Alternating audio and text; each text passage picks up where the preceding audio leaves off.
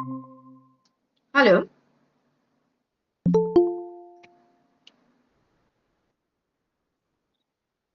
Hi, good afternoon. I have also joined it from my other laptop.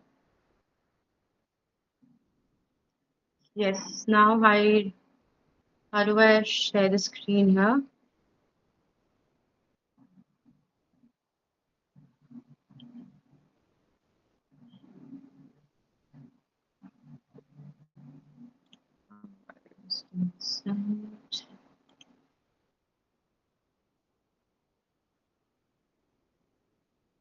Share screen.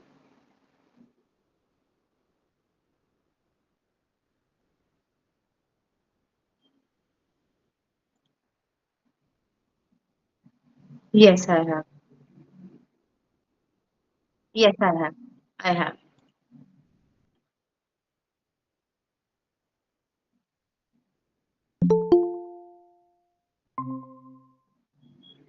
One second. It's there.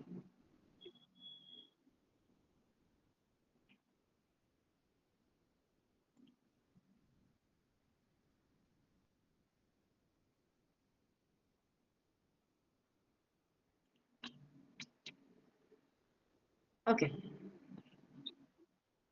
It's good. Is my video clear? Perfect. Are the other people there?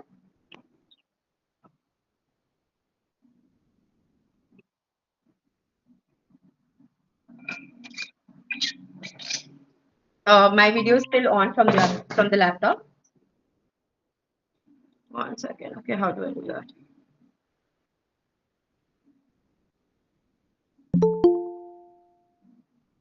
Um,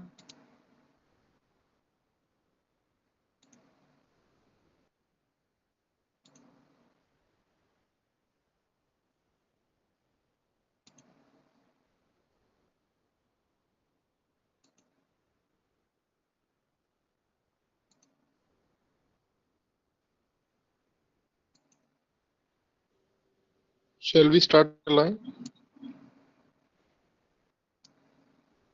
I'm struggling a bit, but is it okay to ignore this video?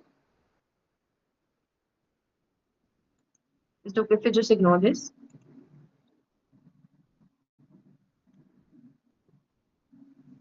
Uh, One second. Yeah, you can you as a moderator shut the video for that screen? Okay. Also, will I be able to see the participants' videos? Okay. Okay.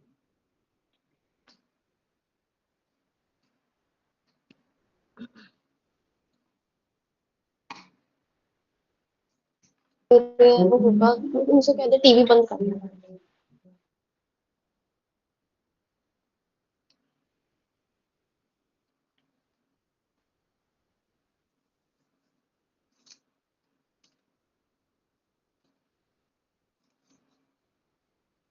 Let me know when we can begin.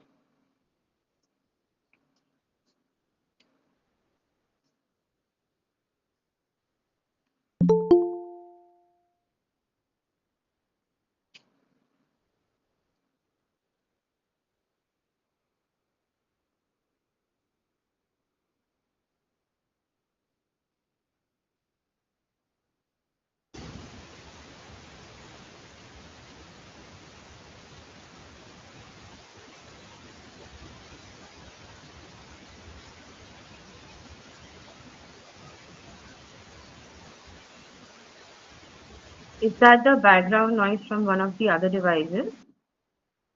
Yeah, I think it's on mute now.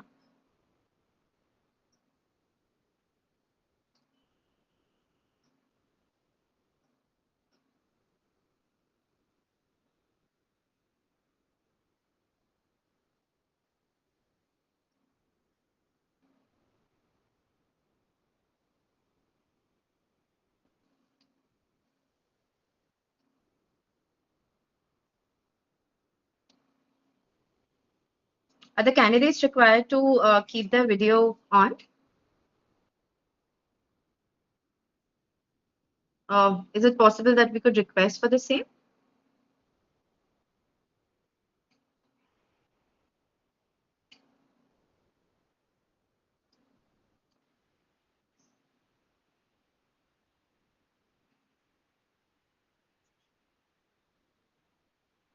Hi, Ayushi. Good afternoon. Good afternoon, ma'am. Um, shall we wait for a few minutes, ma'am? Let others Sure. join, then we will start the session. Sure. Should we wait till 3:05 for the next 2 minutes? Yes, ma'am. Just for Sure. 2 minutes. Good afternoon, Ria.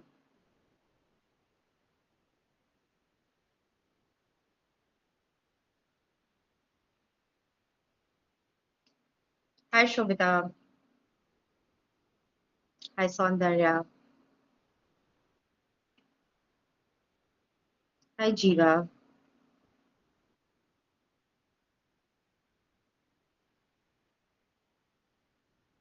Everyone who's there on the call, if it's possible, could we switch on your video, please? Hi, Bhumi. It will be good to have everybody's faces to the video. I know it's a Sunday, and I think it may be a little too much to ask everybody to switch on their videos. But I'd love to see your faces and then have an interaction rather than just looking at your display pictures and probably just the alphabets of your first name.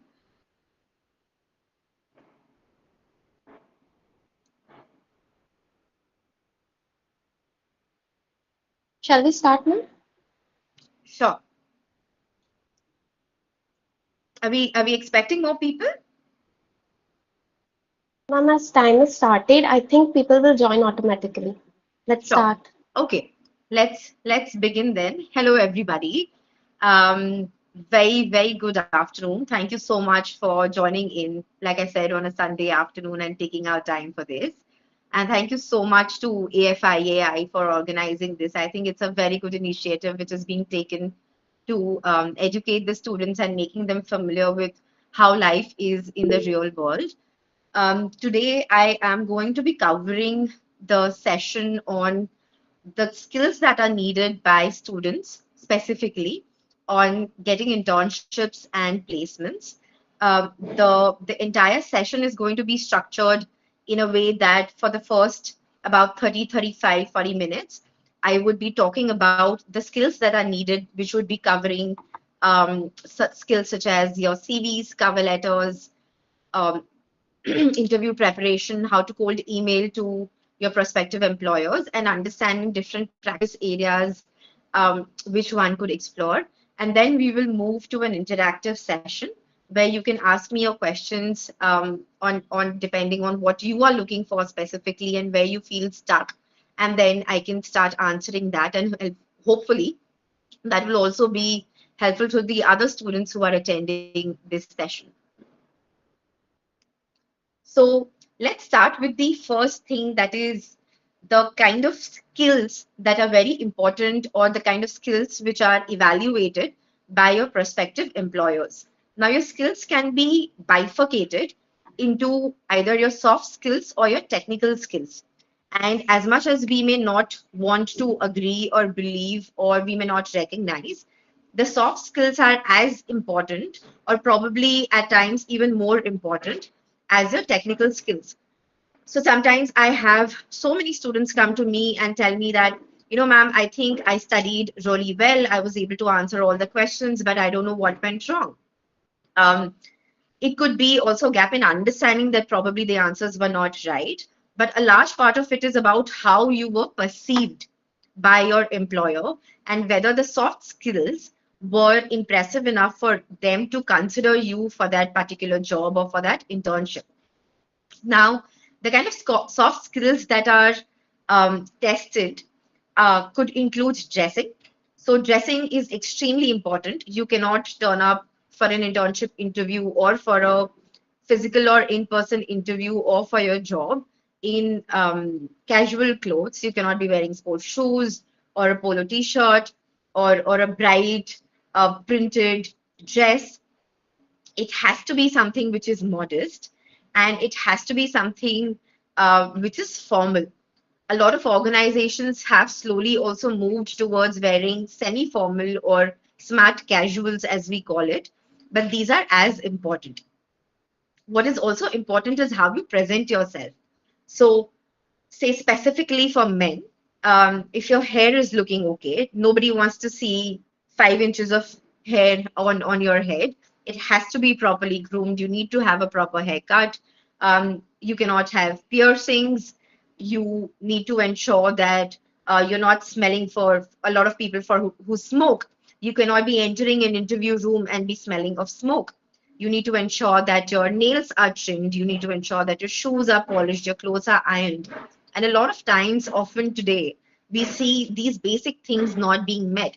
And especially for women, also, there has to be a formal clothing that one has to do. One also needs to ensure that you need to be wearing closed shoes, for example. So these are small, small things which come under the ambit of dressing. The second very important point that is is a metric for considering anybody is the tone of communication. A lot of times, what happens is during an interview specifically, or while you're communicating with somebody, if, for example, you do not know the answer of something, that's when people typically, tend to get a little bit defensive. The body language changes, and the tone of the voice increases, and one becomes a little aggressive. Now, that is something that is not typically appreciated. The other is the speed of communication. Now, typically there are 82 words per minute. That is considered to be the standard words per minute for an effective communication. If today I start talking to you like this, where in the speed that you don't typically understand, or the speed that you don't understand this language, then you will probably miss the point and you will focus on why is she talking like this. Or today, if I start talking like this to you, you will probably not have my attention. So, these small things that we often overlook are extremely important. The next is diction. Now, this is a little tricky point to understand.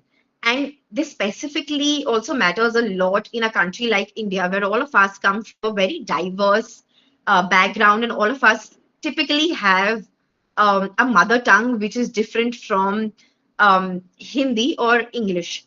And even the Hindi that we speak in different parts of the country is very different.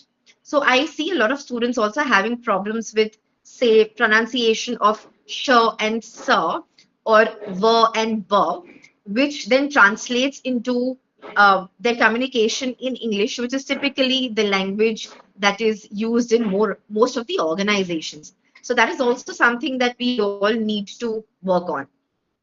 Another very important point is that if you have a call for, say, 3 p.m., you should be there on the call by 3:50, 2:55 latest.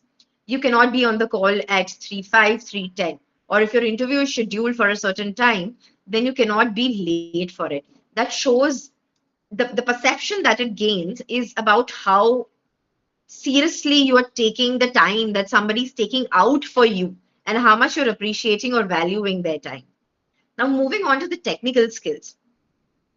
Technical skills typically is not just if I ask you what is indemnity under the Contracts Act and you tell me, what it is section so and so. That is not my question. So, one is understanding the question and then answering it accordingly. The other is how much understanding you have of the concepts of it.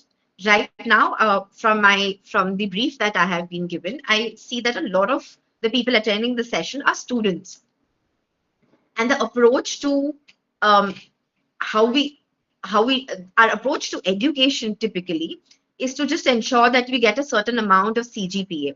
While of course getting a certain CGPA is extremely crucial to getting internships and getting placements, um, what is also important is when you actually go out in the real world, your job as a lawyer. Now, you may be a litigator, you may be drafting policy, you may be teaching students, or you may be working in a corporate law firm. Your job essentially is to ensure that the person understands what you're talking about, and you are able to explain to a layman about what you want to communicate to them. And this will never happen if you have not understood the concepts clearly. So every topic that you're studying, everything that you're reading has to be to such fine level. Your understanding of the concepts has to be to such fine level that if tomorrow your parents, who probably don't come from a legal background, ask you about what is indemnity or what are my constitutional rights, you are able to explain it to them. Now, moving on to something which is often not considered as important or not as skilled people, I think, is the CV. Understand that your CV is your marketing document. Before you enter the room, before the person has met you, before the person is evaluating you, they will look at this document that you have taken time to prepare. So it is something that reaches the person before you have reached them, and therefore it is something that markets you, and it gives the first impression to that person about you. It also shows them how much effort you have put them into drafting that CV, which will then eventually translate into how much effort you're going to put while actually working for them or doing the assignment that has been given by them to you. The few things that um, are extremely important to include in your CV, and I would sincerely urge everybody who's attending this session to have um, a notebook and a pen right now so that you can jot down the points that I'm telling you, is um, how the best structure for the CV or the most efficient structure for the CV starts with your name. So it could start with Naina Rathod, and then I talk about my email ID and my phone number. So this is the way a person can reach out to me in case I'm shortlisted. Then the first thing that the person would be looking for after this is to see what have I studied, which institution I'm coming from, and what is my GPA. So it starts with BBA LLB, Symbiosis Law School, Pune, grade CGPA 3.9 out of 4, and 2015 to 2020 batch. So here I'm talking about the degree, the school that I went to, the CGPA that I have, and the batch that I'm coming from. So it will tell me about my PQE or when I'm about to graduate. And then it will also talk about the college that I'm coming from.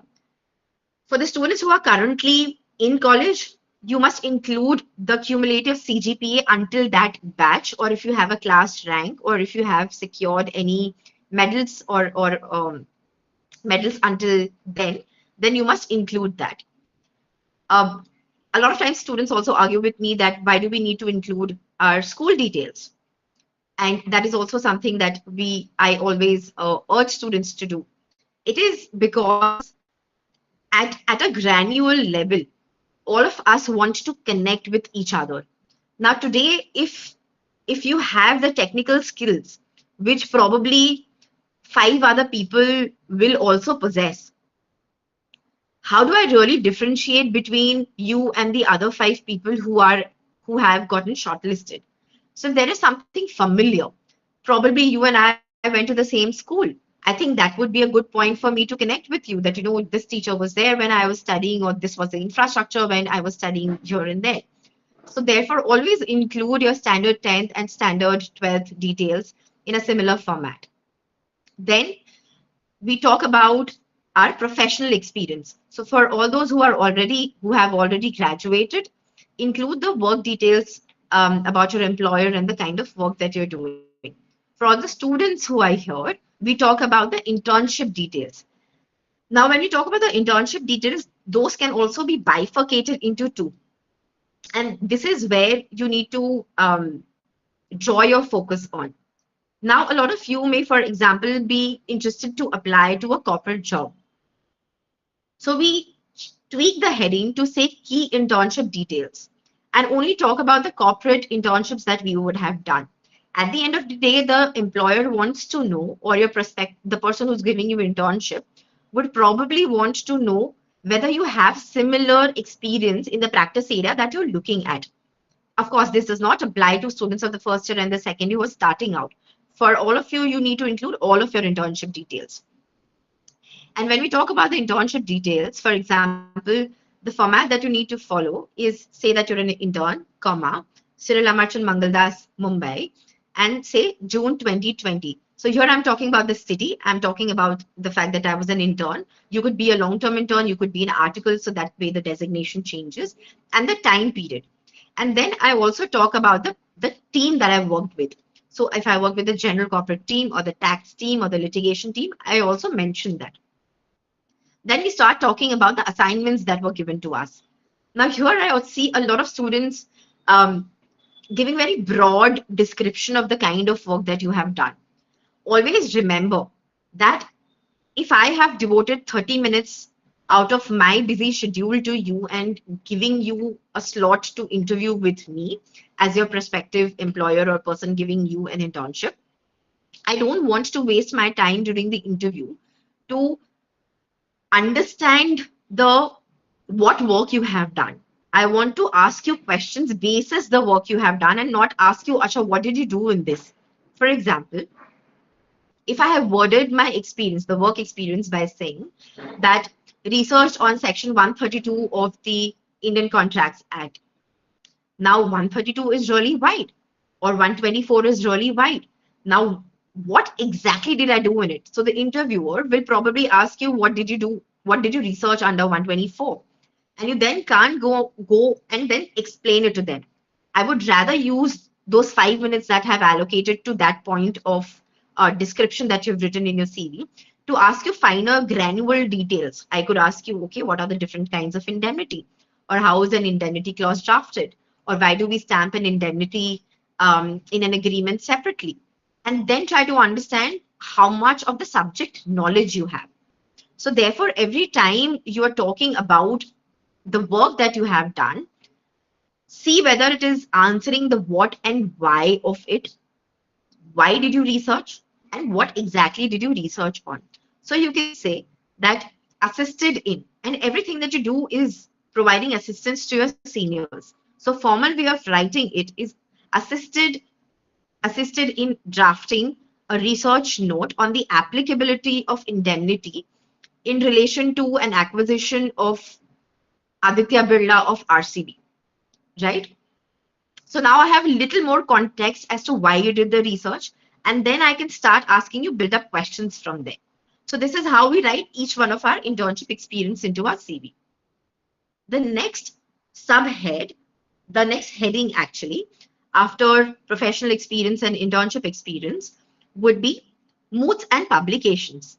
This is something which all of you students must focus on during your college life. Why is it important? Every time you're stepping into a moot court room, even if you're participating, if you've qualified, you've not qualified, you've won it, you've not won it shows me that you have put in an effort, or you know how to actually, first of all, research because you've created your memorandum. And then, if you have been a speaker in that particular moot, go out and talk about it. So that also instills confidence in you as a speaker or as a person who has had more exposure just beyond the college premises. The other is research papers.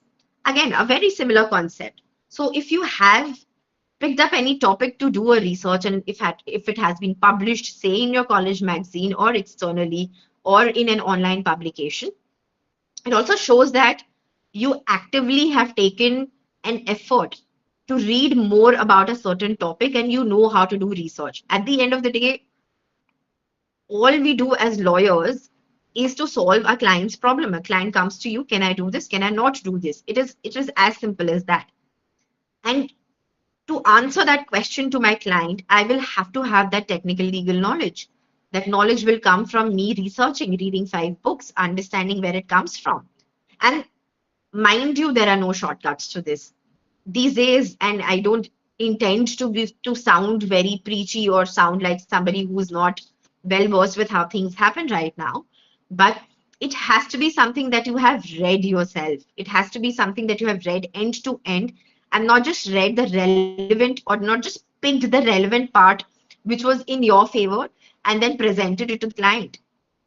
In fact, I was judging a moot recently, and um, Surprisingly, the speakers in the moot court competition had were quoting a lot of case laws, and every time we were asking them about the the the facts of those case laws, they were pleading ignorance, and that is something that is absolutely not acceptable. Why is that? Because that case may have been overruled. That case, that could just be the ratio of the case, that may not be the judgment of the case, and that may not actually be in your favor when you look at it from a wholesome manner. So, moots and publications. Then, in addition to knowing that you have also spent time in college doing the academic things that you have done, something which is almost as equally important is to know whether you have done any extracurricular or co-curricular activities. And why is that? Because I also want to know whether you have a personality as a person. I just don't want to know that, okay, you have been somebody who has been holed into the college library and has just been doing certain amount of academic activities. At the end of the day, you should also be presentable to the clients. You should have all of us in the service industry. Legal industry is a service industry. You're providing service to your clients. And are you presentable to the clients? Are you in a position to convince your client? And all of those skills come from your extracurricular and co-curricular activities. At your stage, I would also suggest that you include your hobbies for the very same reason. I'm so sorry.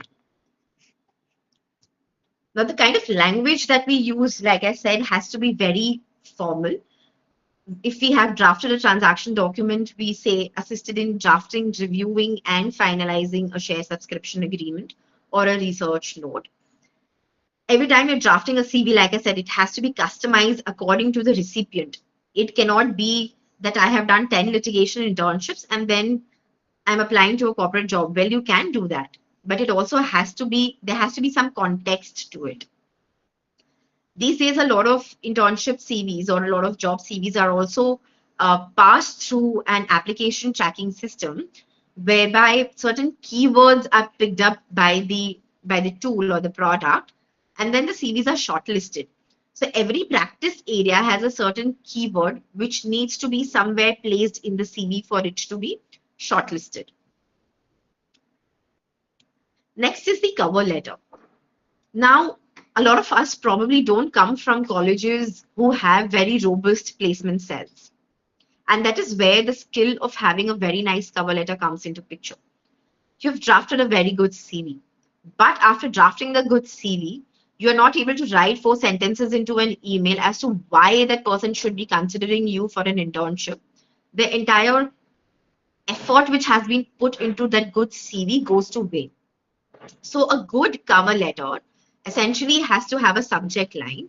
The subject line has to be very informative.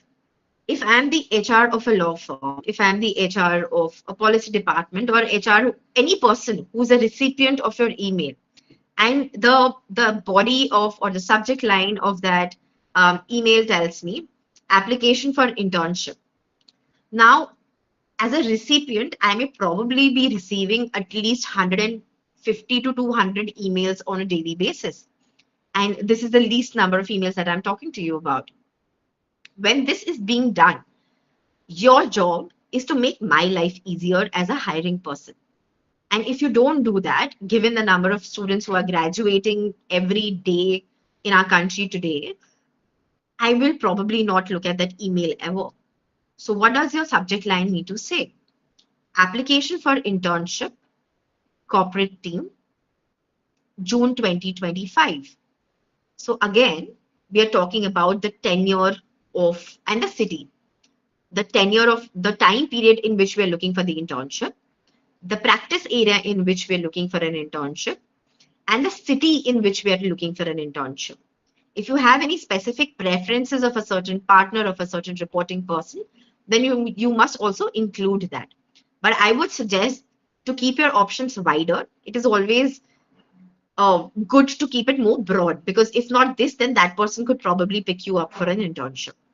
So now, as an HR person, I know that, okay, maybe if I'm sitting in January 2025, then I don't need to urgently open the email which has come for June 2025, right? That saves my time. And I will probably put it in the folder of June 2025 internships and look at it when I'm about to hire that person for that time period. Then we talk about a brief introduction. I need to know you and I need to connect with you when you are writing to me.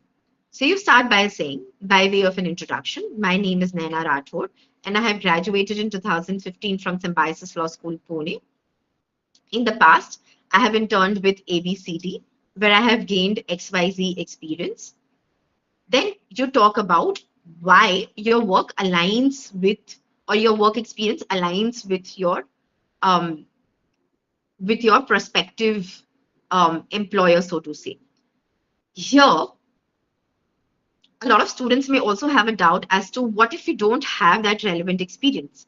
That's when you talk about why you are interested in that particular practice area. Now, if you've done 5 litigation internships and suddenly you have developed an interest in corporate law or taxation law, then you talk about why you have developed or what really, where was your introduction to that particular practice area, and why would you want to gain experience in that. I also see a lot of students using words like, I want to explore this. I would highly suggest to not use such terms because exploring would essentially mean that you also are looking for an experimentation. If I give you that chance over the other 500 people who are also applying for that particular role, then I want to know that you will be actively looking to put in an effort and probably joining me eventually for working. So if you say that I want to explore and see whether eventually I'm interested in this, while in your head that may be true, but that is not something you communicate to your employer. Then after all of this about introducing yourself, your work experience, why your interest aligns or why you're interested in that particular practice area, we talk about um, what we want from that particular email. So then we go on saying that it would be grateful if I could get a chance to interview with you for an internship for the period of June 2020 at your Mumbai offices. Thank you, Naina Rathod. Look forward to hearing from you. The other thing that I actually missed telling you is when you do the salutation, a lot of people, I have still not understood why, would write, Dear Sir, Madam, Dear Madam. 9 out of 10 times you would probably know the person that you are addressing to. So please say Dear Nana or Dear Nana ma'am, whatever is comfortable. Always err on the side of caution. So that would also show that you have probably put in a little more effort to know who you're writing to rather than sending that copy pasted bulk email to other 50 people. While, of course, all of us as prospective employers are very well aware that you're sending the same email to 20 other people, but everybody would want to be feeling special. Oh, okay, so this person has actually taken time to read about the kind of work that I do, knows my name, knows what they want from this particular thing, and that would make you stand out from the other applicants that have come to that have actually applied for that particular job.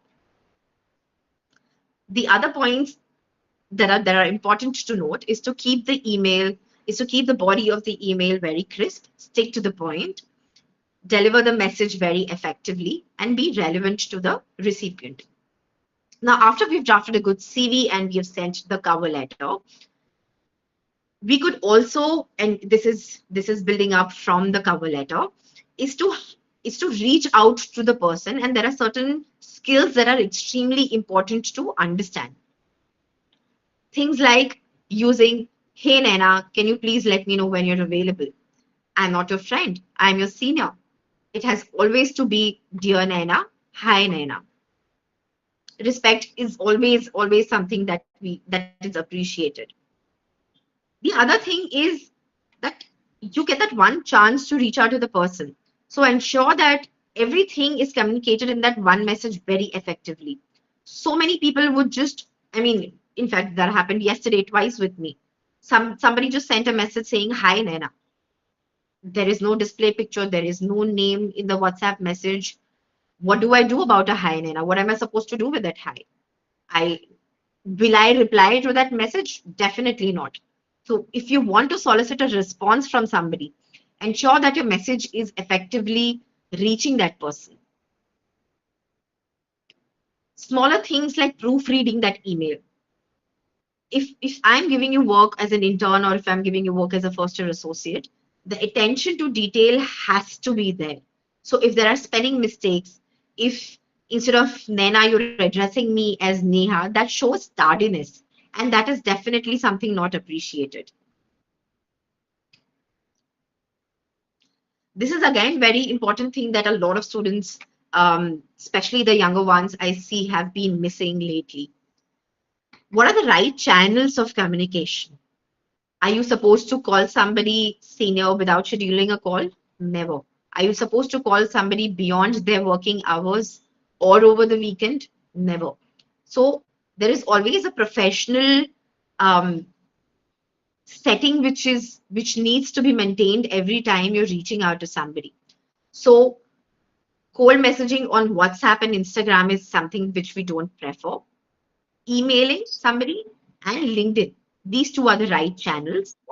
Never call somebody before scheduling the call with them.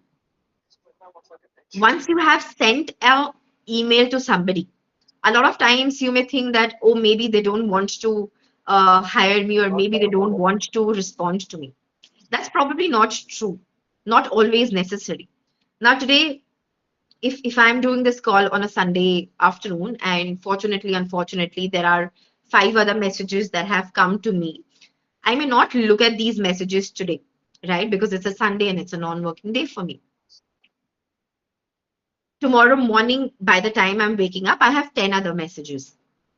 I probably am not going to look at the 5 messages that I have received today.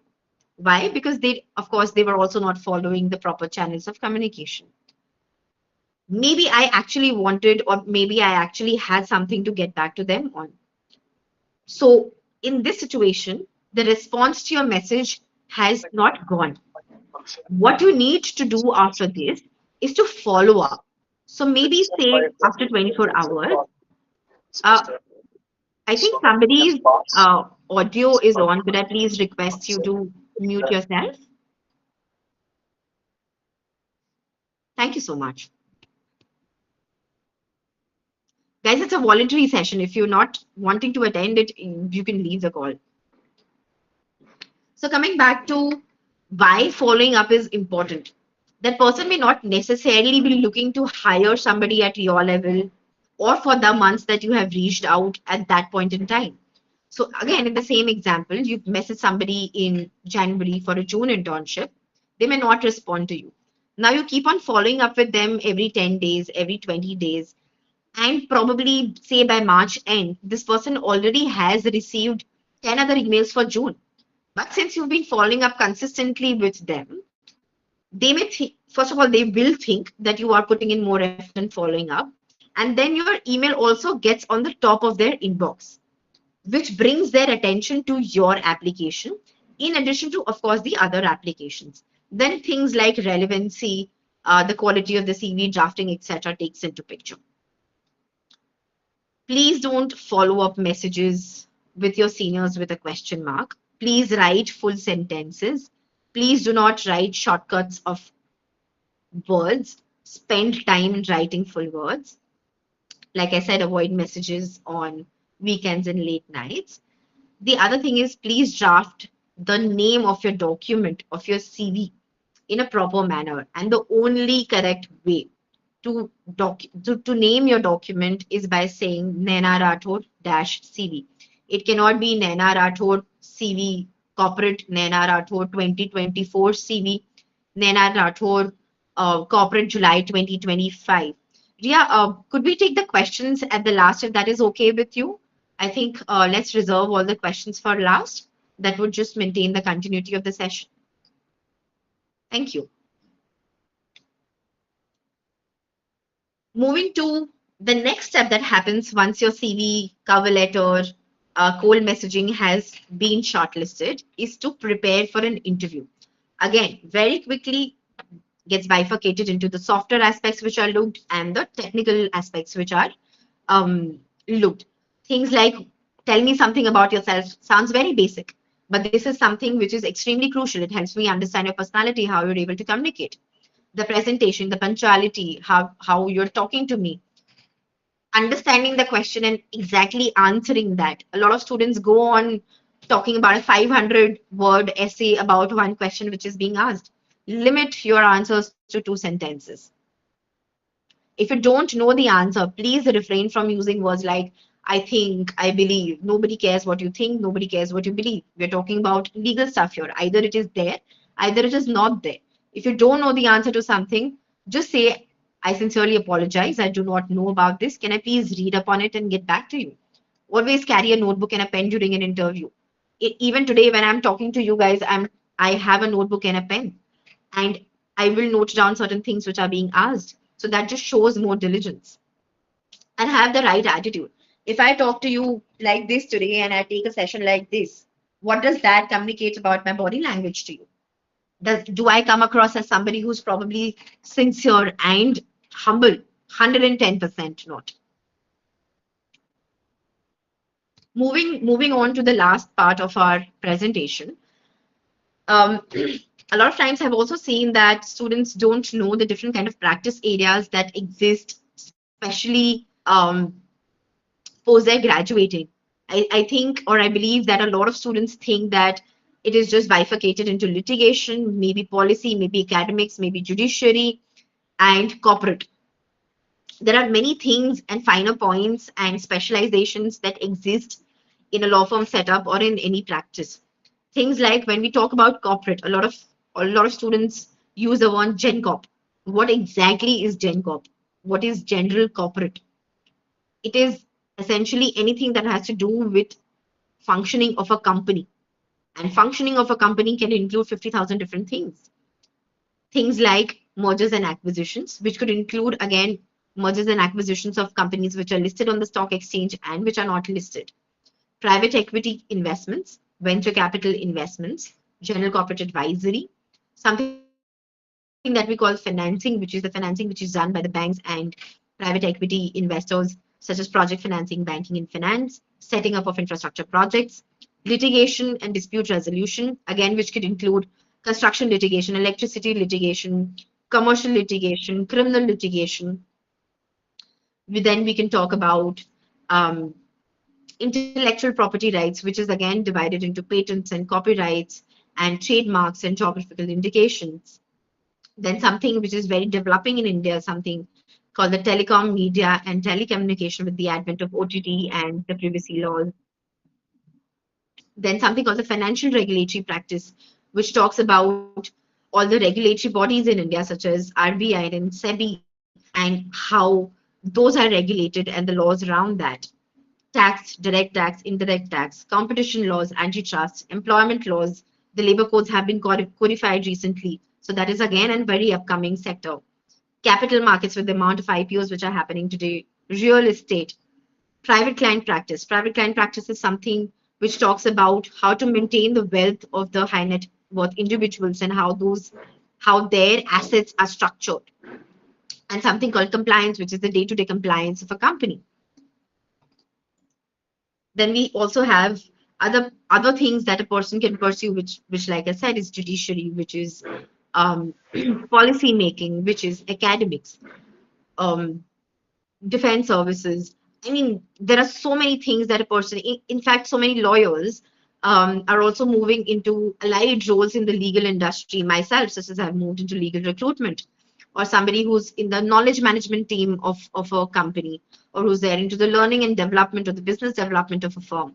So a lot of avenues which have now opened up for anybody who's graduating.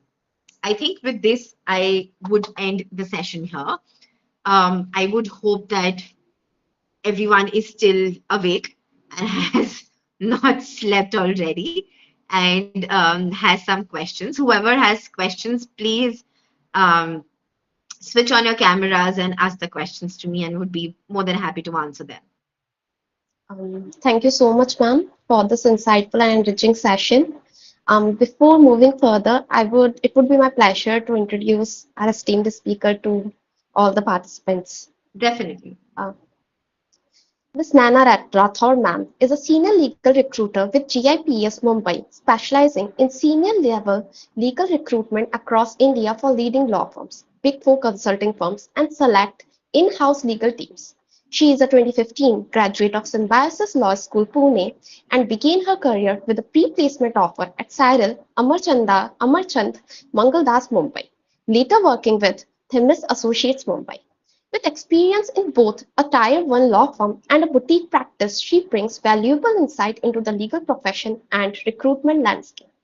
Over the past 4 years, ma'am has successfully placed partners, principal associates, and heads of legal at leading firms and corporate organizations. She is also actively involved in mentoring law students and legal professionals, guiding them in CV drafting, interview preparation, and career development. Thank you so much, ma'am, for accepting this invitation.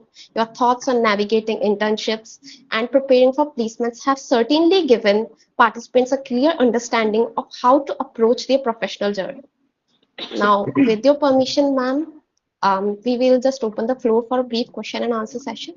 Yes, definitely. Please. Please don't type the question. Just, like I said, switch on your camera and ask me the questions. Ma'am, I think the participants have already dropped few of them have already dropped their questions in the Why chat don't we box. have them repeat the questions? I'm completely fine with that. I think it's just easier and I feel more effective. Sure, ma'am. So participants are now allowed to ask their questions again? Or ma'am, it would be better if I just repeat the questions of each and every participant? Are they uncomfortable reading it out themselves? No, ma'am, maybe I just to mean, avoid another. if I may interrupt, Ayushi, I think we can allow like Ria, she's already there with the camera on. She Yes, can ask it directly. And others who have dropped the messages and do not intend to open the cameras, you may ask them, their questions. Sure, sure. Thank you. yes, sir. Ria, please unmute yourself.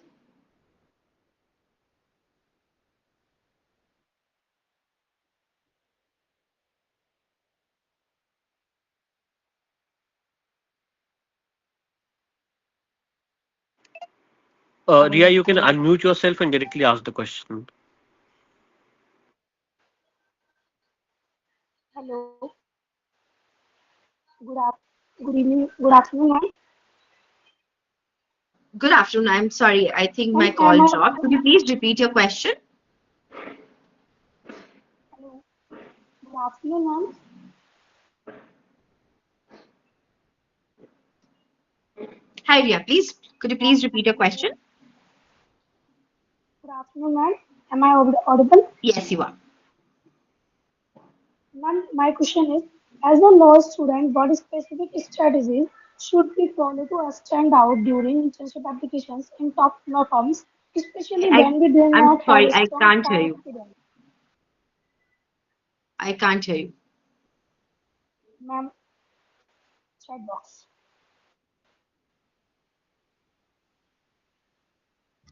Ayushi, could I then actually, in this case, to make it a more efficient, request you to read the question? Yes, ma'am, definitely. Ma'am, the question is, as a law student, what specific strategies should we follow to stand out during internship applications in top law firms, especially when we don't have strong prior experience? Right. So, hello. Yes, ma'am, you are audible. Sorry, could you please repeat? I think I'm facing a little bit of Yes, ma'am, confusion. definitely. Yes, ma'am. So the question is, as a law student, what specific strategies should we follow to stand out during internship applications in top law firms, especially when we don't have strong prior experience? So, I think I briefly covered a part of it while I was talking to you about writing the cover letter. You need to then talk about why you are interested in that particular field and why you feel or why you believe that the interest that you would have will help you become a better lawyer in that field. And that is the only point that you can talk about. Like I was giving you an example about 5 litigation internships. and then doing one corporate internship, then you need to talk about what was your first introduction to understanding why corporate law is relevant for you, or why your interest lies in corporate law. Probably you spoke to somebody in the team that you were applying to, or you spoke with, or you did a CS course on the side, or you were generally after studying corporate law as a third year student, because for the first and the second year you weren't studying corporate law. So now in the third year that you've studied corporate law, you have developed an interest um, in corporate law, and therefore um, then be given an opportunity to understand the laws better and get that exposure from the person that you're going to intern with. Does that answer your question?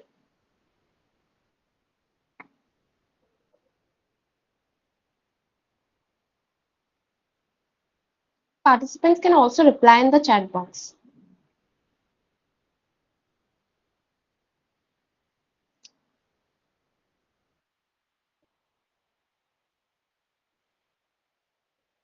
Ma'am, can we move on to next question?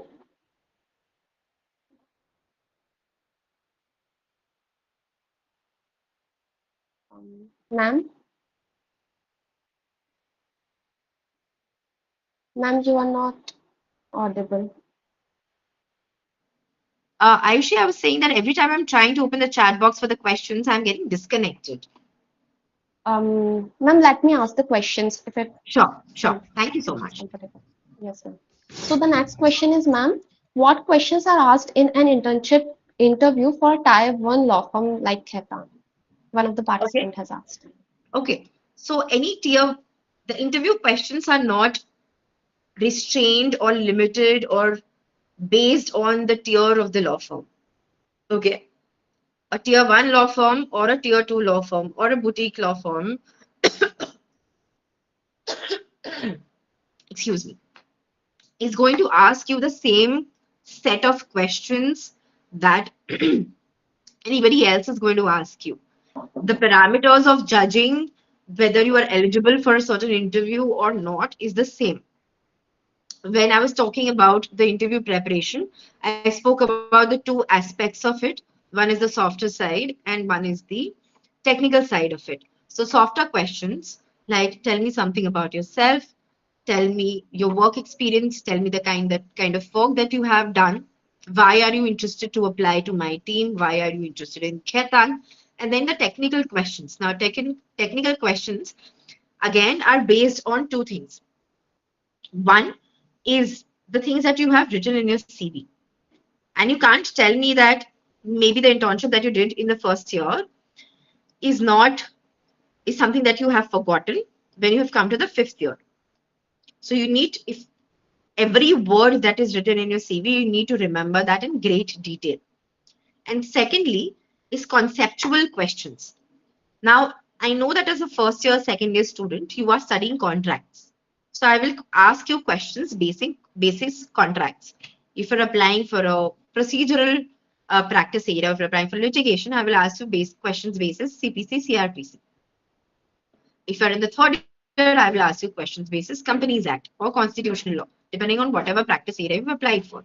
So the generic basis conceptual questions that you ought to know in certain year of your college is something which is important to know. The other thing that is important for you guys to know is that as a first year student, you will not get a corporate internship. Why? Because I know that you have not studied corporate law or Companies Act until now. And therefore, you will not be useful to me as an intern. So once you have crossed the third year, will I be able to give you an internship in the corporate team or in the competition team? Until the first and the second year, you will typically get internships in your um, litigation offices or with a judge or with a human rights cell. And these are the kind of internships that you also must do to explore different practice areas. So another suggestion is to always do multiple internships in different practice areas and not just limit yourself to just this one thing. Explore everything until the third year. And then once you are in a position to little bit decide that this is where your interest lies, move focus to doing more of the internships in the practice area that you believe that you have an interest in. And again, that may also change once you graduate, and that is completely okay. But that this is a better strategy to adopt rather than doing it from day one, because I know that if you've got an internship as a first year, second year student in a corporate team, it is probably somebody putting in a word for you and then you getting that internship rather than through merit.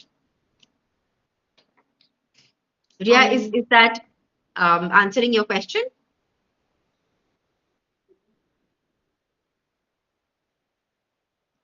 Aishu, why don't you move to the next question then? yes, ma'am.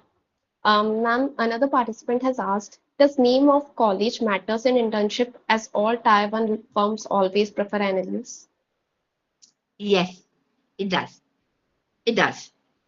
The other request that I have from all of you is to understand how the market works in the real world and let go of this obsession with a tier one firm.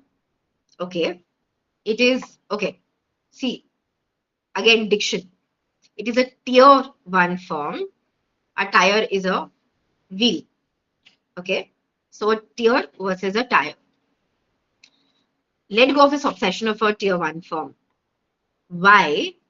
Because the market has opened up so much today from where it was 10 years ago, where there were probably only 10 or 15 or 20 firms who were big in the market. It is the partners from all of these so-called tier one firms who have moved out and set up boutique setups. The hierarchy of law firms, also please don't type in capital locks. In a general chat decorum, capital locks means that you are shouting in a message. So these again small communication skills. Anyway, moving to what I was telling you, there is always a hierarchy of colleges which is there, good, bad. We are not here to judge, but the bigger firms will prefer people from the national colleges or certain private colleges which are ranked only because historically the education which has been provided in these colleges, the quality of education has been better. Again, that may not hold true right now, and it is also a very individual to individual thing. A student at a 20th rank university may be becoming the Chief Justice of India tomorrow, and that is totally on their caliber. But largely, the greater proportion of training of the students of a certain college will be of a certain quality. And therefore, the amount of time taken for that organization to train somebody will be lesser. And this is the general market understanding. So, again, the strategy that you guys need to adopt and also understand that once you move into your professional career, one is stop comparing yourself to other people. Oh, my friend is in this job, my friend got this job. You will only make yourself more miserable. Secondly, you are not going to be working for 5 years or 6 years or 10 years. Your career is typically going to be at least of 30 to 40 years. And how do we strategize our career? How do we ensure that we are climbing the stairs upwards rather than thinking that we can reach level 10 before crossing level 1 to 9? That is not possible. So then see the kind of placements historically that have happened from your college. There are too many firms in this country. Tier 1, Tier 2, boutique law firms, individual law firms, firms where there are only two people. And a lot of firms are doing good job. A lot of them are doing good job. So first of all, do a very thorough research of the firms which exist in the city that you're looking for. And then if your college does not give as much exposure of historically too many people from your college have not been given internships at a Khaitan in this case, then apply to other smaller law firms where you will still do decent amount of work there for 2 3 years, gain that basic experience, and then move up the ladder. Then you will be in a position to be hired by a Khaitan. It is also important from your perspective as an intern or as a student, because if you have not been in an environment which is so high pressure, you will probably not survive in a firm like Khaitan or a Cyril Amachand or a CAMP. because the kind of quality which is expected is very different. So only once you have crossed level 1 to 9, you can apply for a level 10. And there is nothing wrong with that. There is no urgency or need to get that job on day zero. कि अरे मेरा तो खैतान में नौकरी लग गया. No, there is no need for that.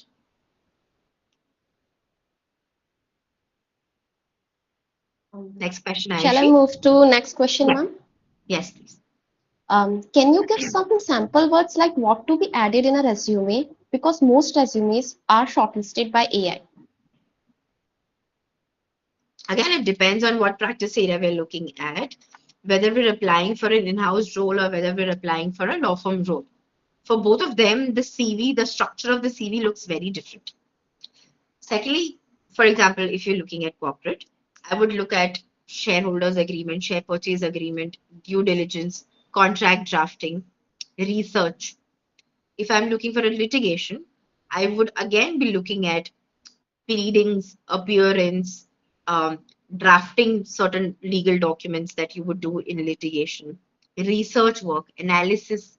So these are the certain keywords which change every time you're looking at an organization and a practice area. Um, Next question, ma'am. A Yes. participant is asking that shall I approach the firms again and again when they ignore my application for internship? Won't it be unprofessional? May I know who asked this question? Is it okay? Can you come on video, please? Um,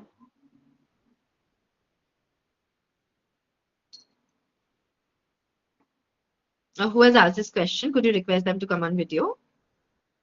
um, yes, participants, Mr. Thinagar, you are allowed to open your camera and unmute yourself if you're comfortable, please. I don't think they are. How can I have a conversation with you guys if you're so shy? Okay, so to So, answer the question, I said that during my session, if you were awake and listening to me, is essentially just following up and following up in a formal manner. If you're following up with somebody after every 10 days and not harassing them by sending them an email every 9 a.m., question mark, why are you not giving me an internship? What happened to my application? If you're not doing such things, if you're following formally every 10 days with them, preferably on a Wednesday to Friday evening, again between the working hours, by saying something like, Dear ma'am, would you have had a chance to look at my application and consider me for this for the position of ABCD? Attach your CV again because I don't want to go into the trail mail and find your CV and see whether it is relevant for me. Then I may consider. Again, why a may? Because if your CV is not relevant, a lot of people either don't have the time or the courtesy to respond. In either way, it is okay because I cannot practically respond to 500 emails as an HR. But the day it becomes relevant, I may probably. So again, it's all about timing, luck, relevancy. If you reach out to me at a time that I'm actually looking for the trademark internship for the month of July 2026, and your email has just come to me, I will immediately respond to that. Even though there may be somebody who may be more deserving to it, who has sent me an email in December 2025 and then never followed up. So the method, the manner of communication, all of that is extremely important. And I'm not saying that even after doing this 10-day follow-up, you will necessarily hear back because, like I said, luck and relevancy is also very important. But it is not wrong. Sending an email to somebody is as formal as it can get. But that doesn't mean that you call them and you WhatsApp them and you could know somebody who's a junior in their team and be like, please उनको बोलना कि मेरे को internship दे दे क्यों नहीं मेरे email का respond कर रहा. This is something that will definitely piss somebody off. Next question, Ayush. This is like Next talking question to is, a ma'am. ghost. I'm really sorry. It is like I'm talking to ghosts here in this video where nobody's switching on their cameras and even acknowledging the answers. This is not how you're going to land internships, my friends. Tell me next. Yes, ma'am. Ma'am, next question is what holds more value, publications or moods to crack a good internship? Why can't you do both? Yes. Next. Again, Ria is asking, ma'am, if she wants to join internship of July 2026, then what she should do? What did I tell you during the entire session?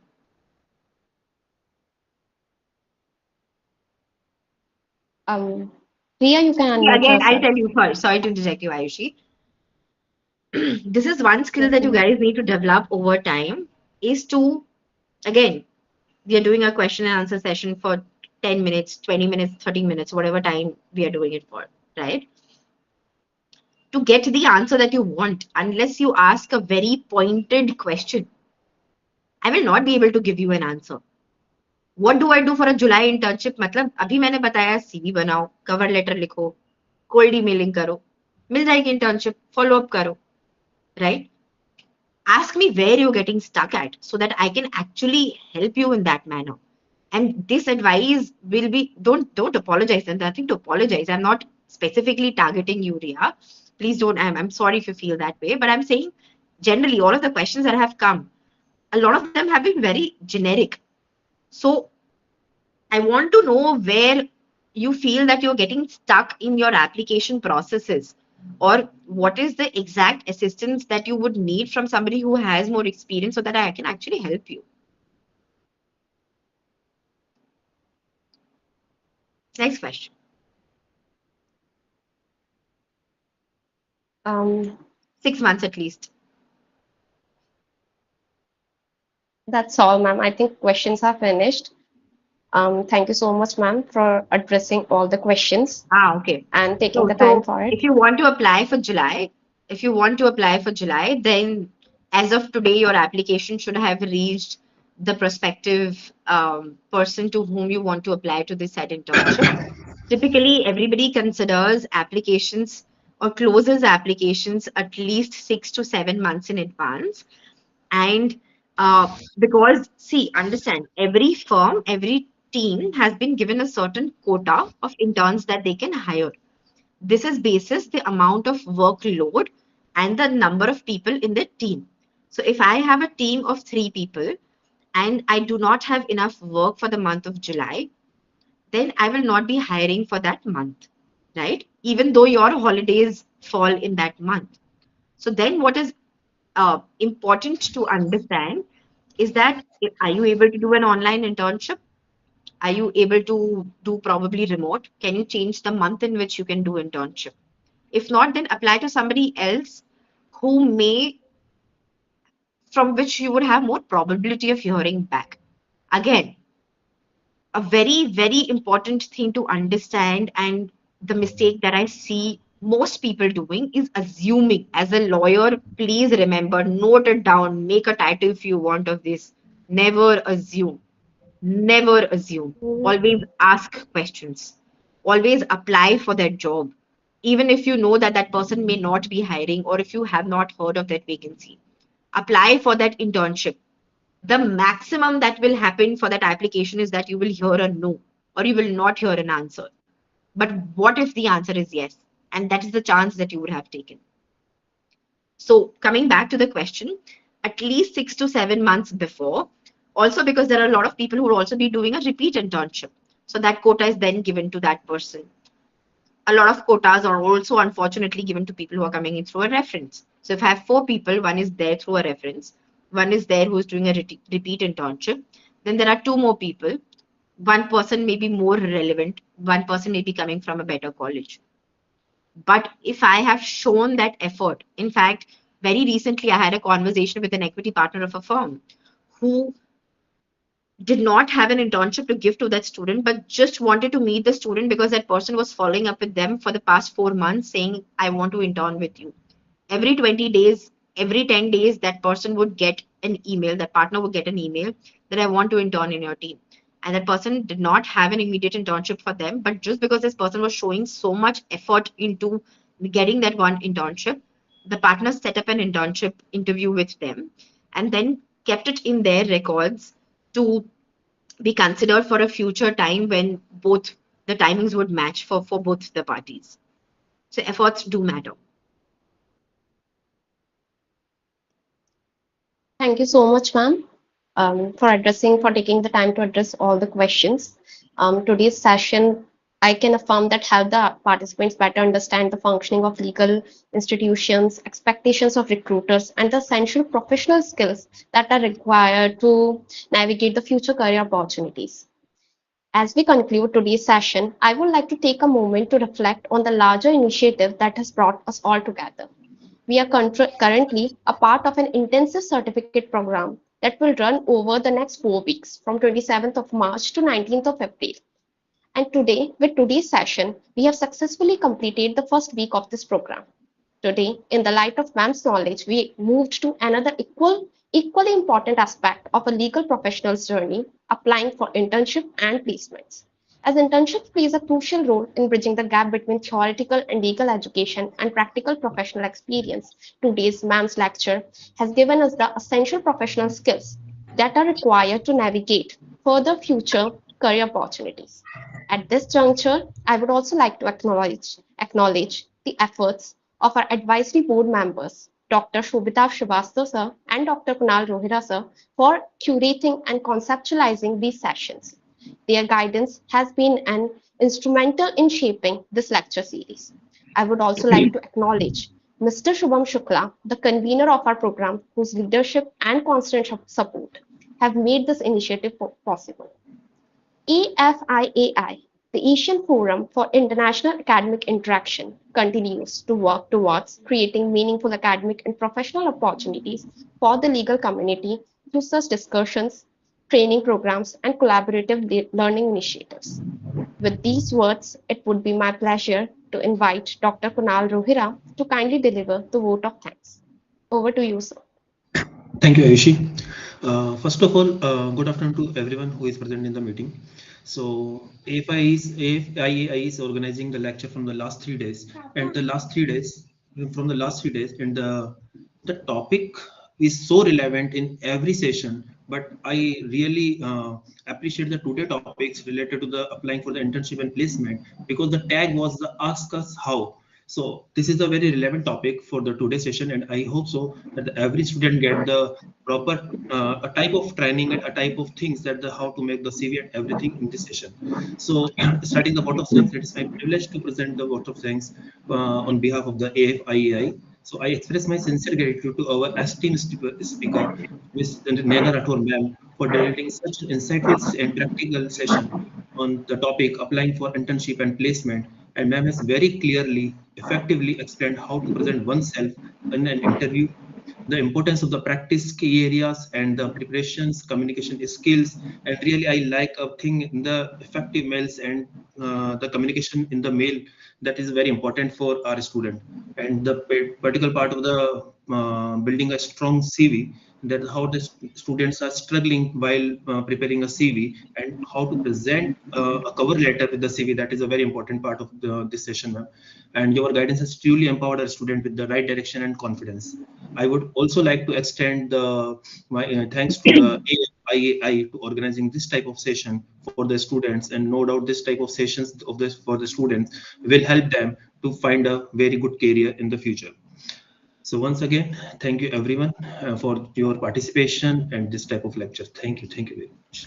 Thank you so much. Thank you so much for your kind words. And I would like to thank IFIAI again for having me here, and especially to Shobhita for thinking about me for organizing this session. And thank you, Shubham and Kunal and Ayushi for also moderating the session. And for each one of you who took our time on a Sunday afternoon and listened to me, and hopefully will take something, one or two things, and remember this for the rest of your life every time you're applying for jobs. Thank you so much, everyone. Thank you. Thank you, ma'am. Out Thank of you. My Have a out good pleasure, of day. ma'am. turn, out of turn, I'll also take this opportunity to thank Nana for taking for agreeing to this lecture. Of course, Because yes, Shobhita. in academics, like I have been in academics for now more than half a decade, and we also come across these issues as to we are the first point of touch for students. So Right. how do I prepare this? How do I prepare that? How do I apply? When do I apply? So I Right. just wanted that to make this an open lecture for everybody to join from all parts of India and at least know the basics of how to apply and how to present themselves for Right. an internship and also in placement. So thank you again for coming, Nana. You're welcome, and thank you again to you. Okay then, guys. I think it's time for a bye then. Have a good evening, everyone. Thank you so much, ma'am.